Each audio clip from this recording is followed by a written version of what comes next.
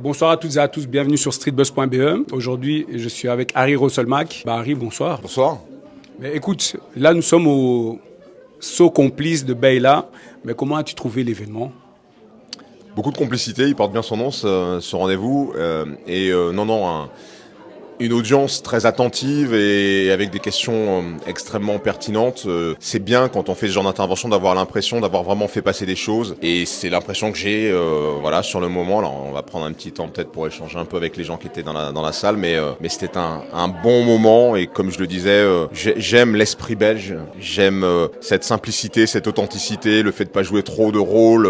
Moi je suis pas comme ça de toute façon. Et donc je pense que ça matche plutôt bien. Mais on n'a pas posé la question parce que est-ce que c'était la première fois que tu venais à Bruxelles ou alors tu es déjà venu auparavant? Non, je suis venu à Bruxelles à plusieurs reprises et j'y suis venu notamment pour le travail parce que à l'époque où je faisais mes documentaires en immersion, la Belgique, comme la Suisse d'ailleurs, est un très bon miroir de ce qui se passe en France parce que sur un certain nombre de questions, il y a beaucoup de similitudes, mais sur un certain nombre de questions, il y a des situations qui sont différentes. Je me rappelle d'immersions qu'on a faites sur la question de la prostitution, par exemple. Il y a ici en Belgique une appréhension beaucoup plus ouverte de cette thématique, de cette activité. Et donc c'était intéressant de voir comment ça se passait en France et comment ça se passait en Belgique. Pour le coup, tu es venu pour parler de ton livre, pour parler d'entrepreneuriat, pour parler d'écriture. Et à travers ça, parce qu'on n'avait pas posé une question qui était que, à travers tout ce que tu fais, le socle, c'est l'écriture. Oui.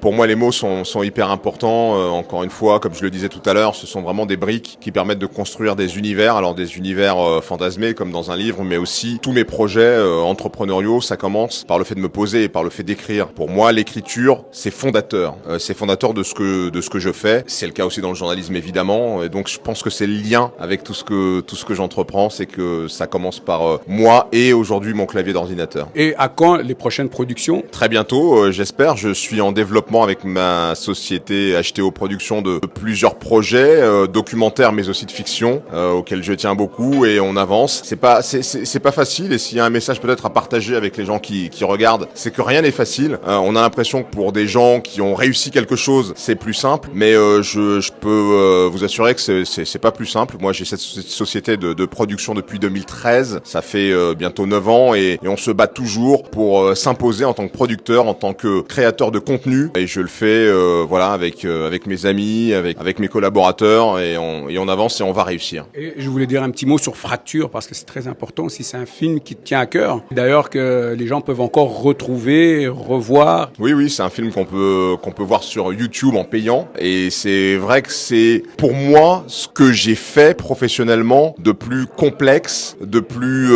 prenant. Ça m'a pris 5 ans de ma vie mais vraiment et de plus abouti. Moi je suis très content parce que ce film, il est ce que j'avais en tête 5 ans avant au moment où j'ai commencé à l'écrire. Alors ça n'a pas été simple à toutes les étapes, notamment l'étape de la distribution qui a été la plus compliquée. C'est pour ça que ce film est pour moi un grand succès, une grande réalisation personnelle, un très beau partage. On a fait des festivals, on a eu des prix en festival aux États-Unis, notamment à New York. Mais ça a été un échec commercial parce que c'est très dur de tout faire en indépendant. Et c'est un film qui m'a coûté beaucoup financièrement, mais qui m'a tellement apporté personnellement, en amitié, en rencontre et en développement et en connaissance de moi-même sur ce que j'étais capable de faire, que je suis extrêmement fier de ce film. Et qui t'a rodé professionnellement aussi. Oui, j'espère que j'aurai l'occasion d'en écrire d'autres, d'en produire d'autres, peut-être même d'en réaliser d'autres, même si encore une fois je me prétends pas réalisateur et c'est pas le but de ma vie. Mon but, c'est de partager des histoires, de partager des univers comme je le fais dans Nouvelles d'après 20h et d'autres choses qui vont arriver. Et d'ailleurs, on va inviter toutes les personnes, Nouvelles d'après 20h, à aller le lire parce que ce sont des histoires très poignantes. D'ailleurs, j'ai entendu une dame qui avait plus ou moins bien résumé le livre à travers tous ces personnages. On peut se reconnaître, on peut se retrouver, on peut s'identifier et d'ailleurs en tenir même quelques petites leçons aussi. Ouais, et plus largement pour sortir un peu de la promo, même si j'invite les gens à commander ce livre. Alors il paraît qu'on le trouve plus sur Amazon, mais sur www.auteurdumonde au pluriel, auteur au pluriel du monde.fr, vous le trouverez.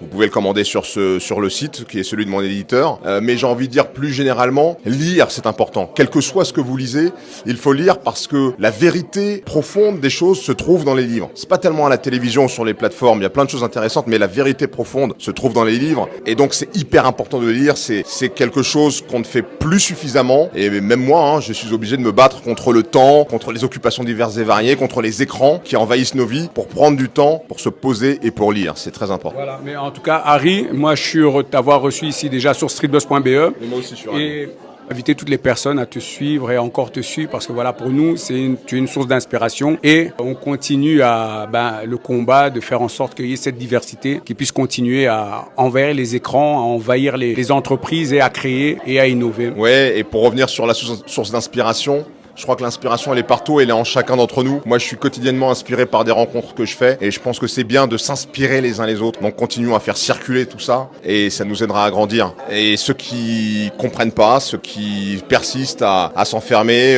il faut les isoler. Voilà. C'est ce qu'on essaye de faire sur le plan géopolitique aujourd'hui. Il faut le faire aussi au quotidien. Quelqu'un qui n'a pas compris, peut-être qu'un jour il comprendra, mais avançons et continuons à créer du positif. Harry, merci. Merci à toi. Je vais faire aussi un petit coucou à Syrah, voilà. Salut Syrah, bisous. Allez, bye.